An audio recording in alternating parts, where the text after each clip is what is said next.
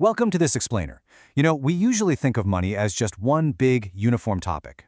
But the reality? There is a massive, fascinating paradox when it comes to finance. Getting money and keeping money require completely different skill sets. One takes daring, ambition, and putting it all on the line, and the other, well, that takes sheer survival. To really wrap our heads around this, we've got to go back to October 1929 and look at a guy named Jesse Livermore. This guy was a pro trader before most people even knew what that was. Now picture this. The great crash is happening. People are facing sudden, total ruin. But Livermore? He had actually shorted the market. In a stroke of genius and luck, betting that stocks would fall, he walked away with the inflation-adjusted equivalent of $3 billion. In a single day, $3 billion. During literally one of the darkest months in financial history, he practically overnight became one of the richest men on the planet. That is just a mind-boggling windfall, isn't it? And it brings up a really profound question about human nature. Seriously, how do you mentally survive making that kind of money while the world is literally collapsing around you? Think about it. What does a win like that do to your ego, your confidence? How on earth do you even gauge risk after something like that? So here's the stark contrast. On one side of Wall Street, you've got Livermore going home a billionaire, celebrating an unfathomable success with his wildly relieved family. But on that exact same day, a multimillionaire real estate developer named Abraham Germansky lost absolutely everything. Like a lot of successful folks in the Roaring '20s, Germansky had bet heavily on the booming market. After the crash, a friend actually saw him tearing ticker tape into tiny pieces on the sidewalk. And then, tragically, he disappeared forever. But wait, because here is the devastating twist to this story. Fast forward just 4 years to 1933. After that colossal win in '29, Livermore was practically swimming in confidence. Believing he absolutely couldn't lose, he started making bigger and bigger bets, got completely buried in debt, and eventually, he lost his entire fortune back to the stock market. Broke and completely ashamed, he vanished for 2 days. When he finally returned, well, his path was set and he ultimately took his own life. The timing was different, but it proved a really dark truth. He was just as bad at staying wealthy as Germansky. Which brings us to Section 1, getting wealthy versus staying wealthy. You see, capitalism is uniquely brutal specifically because these two phases are practically opposites. Getting money, that demands risk-taking, putting yourself out there, and just this relentless optimism. But keeping money? That's a whole different game. You kind of have to be a paranoid penny pincher.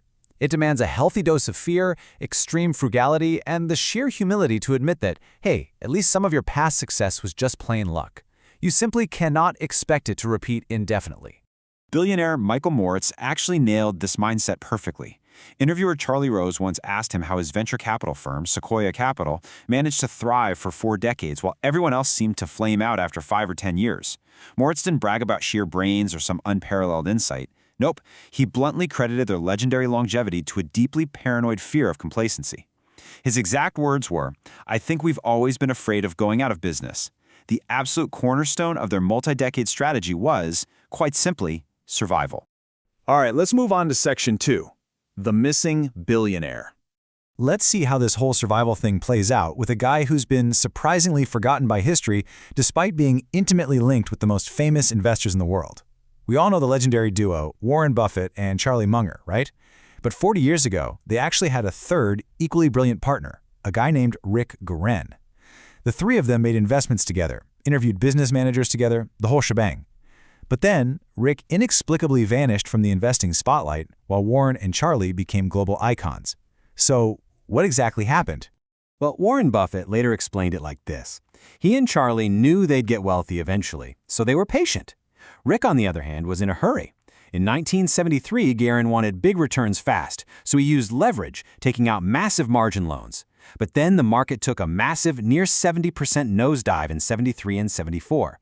Rick got hit with brutal margin calls. Because he was so heavily leveraged, he was literally forced to sell his Berkshire shares back to Warren for peanuts, under $40 a pop. Just like that, his compounding journey was over. Having an edge and surviving are two entirely different things, and you just have to avoid ruin at all costs. So how do we apply this? Section 3, 3 rules for survival. We can actually take these historical tragedies and turn them into a pretty solid, practical blueprint for our own financial lives. Starting with rule number 1, You've got to mentally shift your primary goal away from just earning huge returns and focus instead on becoming financially unbreakable. Think about compounding. Its counterintuitive math relies entirely on one single resource: time. It's like planting a forest of oak trees. Surviving uninterrupted through all the inevitable chaotic downturns is the absolute only way you can let compounding work its magic over 50 years. If you make yourself unbreakable, those big returns will naturally follow, simply because you're still around to capture them. Moving to rule number 2, acknowledging that the single most important part of any financial plan is planning on the plan, not going according to plan. I mean, just look at this list of massive, unpredictable shocks from the past 20 years alone. September 11th, a giant housing crash, a global financial crisis, and a worldwide pandemic. None of these could have been neatly forecasted in an investment spreadsheet, right? A truly solid plan embraces the reality that our future is just completely filled with unknowns. And that right there highlights exactly why you absolutely need a margin of safety. Now, this is a vital concept. It isn't just about playing it safe for completely avoiding all risk. That's just being conservative. A true margin of safety is about actively raising your odds of success by making sure you can survive a bad outcome. It comes down to maintaining a frugal budget, staying flexible in your thinking, and having a loose timeline. You have to leave enough room for error in your finances so you can endure a deeply unknown future with a huge range of possible outcomes. Finally, we have Rule 3. This one requires adopting what we call a barbelled personality. Picture a weightlifter's barbell, loaded up heavily on opposite ends. On one side, you need to be fundamentally highly optimistic about the long-term future, trusting that the odds are ultimately in your favor.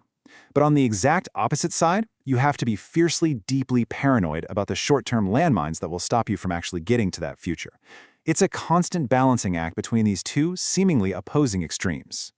And it becomes totally obvious why you need both sides of that barbell when you look at the U.S. economy's real GDP per capita over the last 170 years.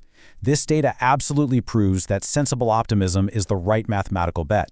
Even with all the constant, jagged volatility, the long-term trajectory is remarkably up and to the right. We're talking a staggering 20-fold increase in the American standard of living. It is a phenomenal, factual picture of long-term success. But, and this is a massive but, you actually have to survive to enjoy those gains. Just consider the horrific human and economic nightmares that happened during that exact same 170-year stretch of massive growth.